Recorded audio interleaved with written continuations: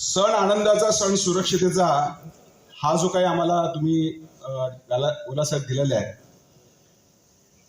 दरवर्षी हा सण येतो, अनेक अडचणी येतात, तुम्हालाही अडचणी येतात. त्या अडचणीचा आम्ही तुमच्याबरोबर सगळं करून हा उत्साहात होतो. मगाशी मॅडम बोलल्या होणार होणार होणार, त्याची आम्ही अपेक्षा करतो ते कधी होणार म्हणून. माझी सगळ्यांना विनंती आहे, मी गणेश मंडळाला विनंती करील, प्रशासनाला विनंती करील, जे राज्य करतात त्यांनाही विनंती करेल की 27 तारखेला गणपती यायला आम्ही नवीन कॅलेंडर जेव्हा बघतो तेव्हा दिवाळी कधी असते, गणपती कधी असतो, हे सगळे आम्हाला तारीख माहिती असतात. पण तुमची तयारी ही 10-12 दिवसापूर्वी चालू होते. ती कमीत कमी 1.5 महिना चालू झाली पाहिजे. कारण का माहिती आहे का, हा जो काही आमचा तुमच्याबरोबर तो विसंवाद होतो ना, तो कुठेतरी आम्हाला घातक ठरतो. कारण आम्हाला तुमच्याबरोबर आर्ग्यू करायचं नाहीये, हेच का तेच का तेच का म्हणून. तुमच्याही अडचणी आम्ही समजू शकतो, कारण तुम्हाला 24 तास काम करायचं आहे. पण हे सण सुद्धा साजरे झाले.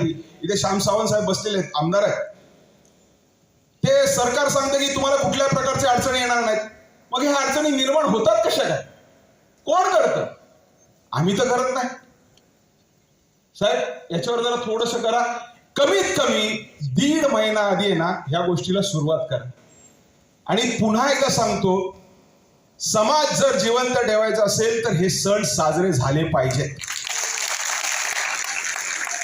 पण जशी यांची जबाबदारी आहे तशी तुमचीही आपली सगळ्यांची जबाबदारी आहे. मी एक गेले 26 वर्ष मंडळाचा पदाधिकारी आहे. आपण सण साजरे करत असताना आपल्याला का त्रास होतोय माहितीये का? आपलं बेशिस्तीचं वागणूक. या वर्षीचं ते अवलोकन करतात आणि पुढच्या वर्षी परत काहीतरी नवीन नियम आणतात.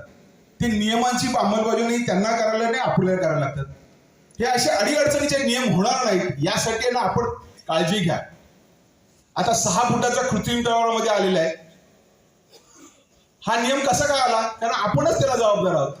थोडं मंडळांनी पण जरा थोडंसं करावं, कारण यांच्याशिवाय आपण सुरक्षित नाहीये हे जरी आपण लक्षात ठेवलं ना, तर मला एवढं वाटतंय पुन्हा एकदा मी पोलिसांचं फार मनापासून कौतुक करेल आणि मॅडमला सांगेल, मॅडम होणार होणार पण ते झालंच पाहिजे. यासाठी गणपती तुम्हाला शक्ती देवो. थांबतो. जय हिंद, जय महाराष्ट्र, गणपती बाप्पा.